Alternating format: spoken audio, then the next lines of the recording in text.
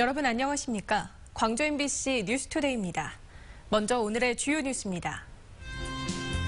박근혜 정부의 대표적 지역발전 정책인 창조경제혁신센터가 차기 정부에서도 지속될지 존폐의 기로에 서게 됐습니다. 미군 이지스함이 한미연합훈련에 참가하기 위해 목포 신항에 입항했습니다. 시민단체들은 한반도 평화를 위협한다며 반발하고 있습니다. 대학 신입생 환영회에 참가했던 여대생이 숨졌습니다. 과자 빨리 먹기 게임을 하던 중 사고가 난 것으로 추정됩니다. 광주 지역 국회의원들이 금호타이어를 중국 컨소시엄에 매각하는 것은 국부 유출로 귀결될 것이라고 주장했습니다. 박근혜 정부의 대표 사업 가운데 하나가 창조경제혁신센터입니다.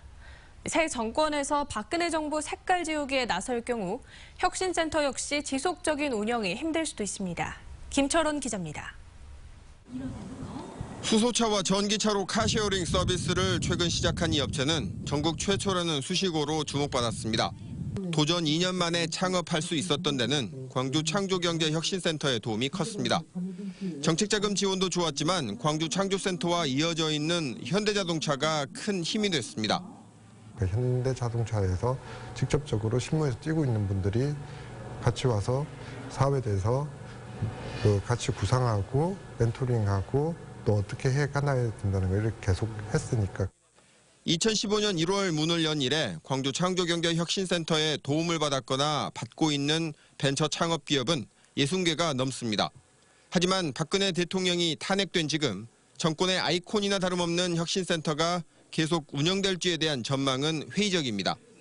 박근혜 전 대통령이 권력을 잃은 상황에서 대기업들이 돈과 사람을 계속 지원할 가능성이 적기 때문입니다. 정부 정책에 대기업이 따라준 건데 만약 다음 정부에서 이걸 적극적으로 추진하지 않는다면 대기업 입장에서는 계속할 의지가 그렇게 크지는 않으리라고 봐요. 광주 창조경제혁신센터 측은 박근혜 사업이라는 타이틀 말고 그동안 이룬 성과에 주목해달라고 말하고 있습니다. 1913 송정역 시장과 광주 발산마을 프로젝트 등이 성공적으로 추진돼 왔고 창업기업을 지원하는 일은 어느 정권이든 할 수밖에 없는 사업이라는 겁니다. 이 혁신센터의 기능이나 역할들 이런 부분을 꾸준하게 살리고 역할을 수행할 수 있도록 주변에서 다들 도와줘야 된다고 생각을 하고 있습니다. 광주시도 순기능에 주목한다며 현대차 그룹을 계속 잡아두고 싶어하는 눈치입니다. 의미 있는 사업들은 현대와 손잡고 지속적으로 이어나갈 계획입니다. 박근혜 사업으로 낙인 찍혀 사라질 것인가 아니면 기능을 살려나갈 것인가의 여부는 결국 2달 뒤에 선출될 차기 정부가 열쇠를 쥐고 있다고 할 수 있습니다. MBC 뉴스 김철원입니다. 국민의당 소속의 광주 지역 국회의원들이 국회에서 기자회견을 열고 금호타이어를 중국 컨소시엄에 매각하는 것은 국부 유출로 귀결될 것이라고 주장했습니다. 광주 국회의원들은 경제가 어려운 상황에서 호남의 향토 기업을 중국 업체에 매각하면 지역 경제 침체와 일자리 악화로 이어질 것이라고 주장하며 금호에도 컨소시엄 구성을 허용하라고 채권단에 요구했습니다. 미군 이지스 구축함 베리함이 한미연합 독수리 훈련에 참가하기 위해 목포 신항에 입항했습니다. 군에서는 환영 행사를 펼쳤지만 시민사회단체들은 한반도 평화를 위협하는 행위라며 반발했습니다. 김진선 기자가 보도합니다. 8,900톤급 미군 이지스 구축함 베리함이 목포 신항에 입항합니다. 2017 한미연합 독수리 연습에 참가하기 위해서입니다. 베리함은 최신형 이지스 통합 전투체계를 갖춘 이지스 구축함으로 탄도 미사일 등을 요격하고 항공기를 상대로 한 대공 전투까지 가능합니다. To increase our interoperability, to gain our alliances with our Republic of Korea Navy, and we're forging our alliance in the Korean Peninsula. So. 시민단체들은 즉각 반발하고 나섰습니다. 이번 한미연합훈련이 사실상 방어가 아닌 선제 공격으로 전쟁 가능성을 더욱 높이는 것이라며 동북아 평화를 위협하는 훈련은 중단돼야 한다고 주장했습니다. 지금 사드 문제로 중국이 굉장히 예민하고 자극시키고 있는 조건인데 가장 중국과 근접하고 있는 이 목포에서 이런 배가 들어오고 훈련을 한다는 것이 굉장히 위험천만한 일이라고 좀 생각합니다. 베리함은 시민에게 함정 공개 행사를 연 뒤 오는 19일부터 나흘 동안 해군 3함대와 함께 대한민국 남방 해역에서 해상훈련에 돌입합니다. MBC 뉴스 김진선입니다. 세월호 인양 준비가 완료돼 내일 시험 인양이 실시됩니다. 해양수산부는 소조기가 시작되는 내일 인양 장비의 작동 시스템을 최종 점검하고 세월호를 해저면에서 1에서 2m 정도 들어올리는 시험 인양을 하겠다고 밝혔습니다. 해수부는 시험 인양을 통해 선체 무게 중심 등 각종 항목을 확인하고 66개 인양줄에 걸리는 하중을 배분하는 등 점검을 마친 뒤 다음 달 5일 실제 인양을 시도할 계획입니다. 호남권 경선을 앞두고 각 당의 경선 후보 토론회가 광주에서 잇따라 열립니다. 바른정당은 내일 아침 7시 10분부터 광주, 목포, 여수 MBC를 통해 방송되는 유승민 후보와 남경필 후보의 토론회 직후 호남권 정책평가단 투표를 진행할 예정입니다. 또 민주당은 호남권 경선을 앞두고 오는 24일 오후에 광주 MBC에서 토론회를 진행하고 국민의당의 예비 경선을 통과한 안철수, 손학규, 박주선 세 후보는 오는 25일 광주 TV토론에서 격돌합니다. 대학 신입생 환영회에서도 학생이 숨지는 사고가 났습니다. 최근 신입생 환영회에서 각종 사고가 발생해 교육부가 교내에서 행사를 진행해 줄 것을 요청했었지만 소용이 없었습니다. 보도에 송정근 기자입니다. 나주의 한 리조트입니다. 그제밤 8시쯤 이곳 화장실에서 신입생 환영회에 참여했던 광주의 모 대학교 4학년 A양이 쓰러진 채 친구에게 발견됐습니다. A양은 심폐소생술을 받으며 병원으로 옮겨졌지만 2시간 만에 끝내 숨졌습니다. 사고 당일이 생일이기도 했던 A양은 저녁을 먹고 난 뒤 오후 6시부터 후배들과 함께 장기자랑 프로그램에 참여했습니다. 여기에서 4명이 한 조가 돼 팀별로 과자를 빨리 먹는 게임을 하던 중 목이 막힌다고 호소한 것으로 알려졌습니다.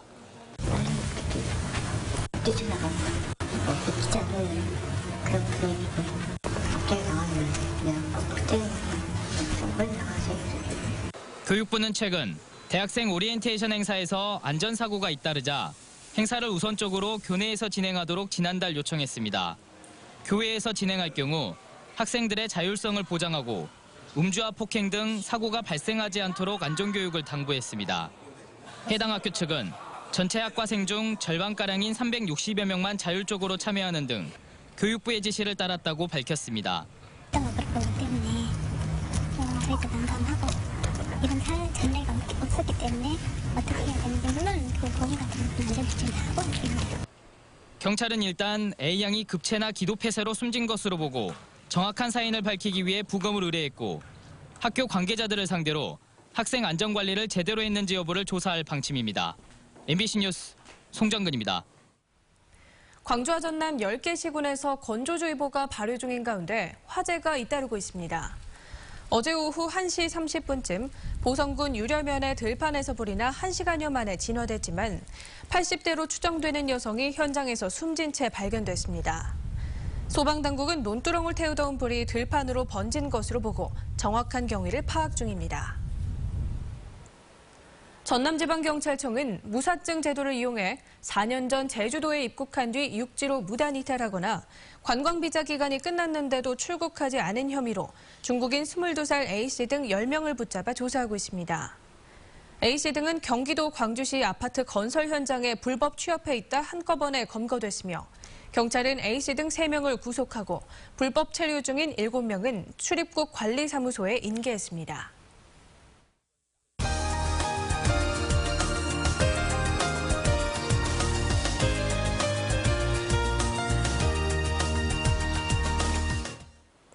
다도해 풍광과 곳곳에 산재된 근대 문화유산을 감상할 수 있는 목포 골목길이 주목받고 있습니다. 추억을 공유하고 목포의 시간과 역사를 느끼는 장소로 거듭나고 있다는데요. 전라도 기행, 오늘은 목포의 골목길로 김양훈 기자가 안내합니다. 목포 앞바다를 한눈에 내려다보며 고즈넉하게 자리 잡은 마을 목포 서산동. 좁은 골목과 골목 사이에 시와 그림들이 내걸렸습니다. 지역예술가와 주민들이 뜻을 모아 이른바 시와 골목길을 만들었습니다. 이 지역 주민들이 직접 참여했던 문학작품, 시라든가 또 수필 형식의 이런 글들을 직접 벽화로 제작을 해서 만인의 얼굴을 담아낸 이벤트 벽면 공간이 눈길을 끕니다. 게스트하우스들도 속속 들어서면서 원도심 골목의 중심으로 자리 잡고 있습니다. 유달산 등산로로 연결되는 몽마르트 거리. 세계 유명 예술가들로 담장 벽화가 꾸며졌고 목포의 시간과 역사를 느낄 수 있습니다. 곳곳에서 도시재생 사업이 진행 중인 가운데 골목길들이 관광객들의 발걸음을 유혹하고 있습니다. 목포에도 이렇게 예쁜 골목들이 있다는 거를 처음 알았는데 가족이나 친구들한테도 소개시켜주면 참 좋을 것 같아요. 골목길 해설사들과 함께 동행하며 바닷가 사람들의 삶을 상상해보고 남도의 다양한 문화유산도 새롭게 배웁니다. 아름다운 이야기들, 또 슬픈 이야기들, 그런 많은 사연들도 있고요.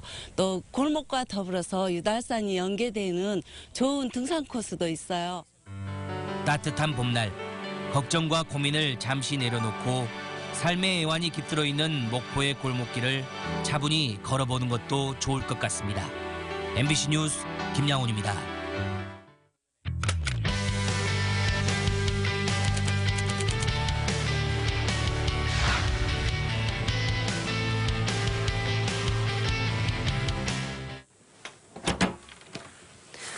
겨우내 묵은 먼지를 떨궈낼 시기가 돌아왔습니다. 봄이 어서 오기를 바란 만큼 오늘은 봄맞이 대청소에 대해서 알아보도록 하겠습니다. 네, 겨울옷 쪽에 보면 보통 이렇게 패딩 자켓으로 된 옷들이 있잖아요. 그러니까 이런 옷들이 지금 3월에서 4월부터는 입지 않게 되죠. 그래서 이거를 다음 입을 시기까지 걸어두게 되면 이 안에 있는 충전재들이 밑으로 다 쏠리게 되니까 꺼내서 갠 다음에 따로 보관하시는 게 좋습니다.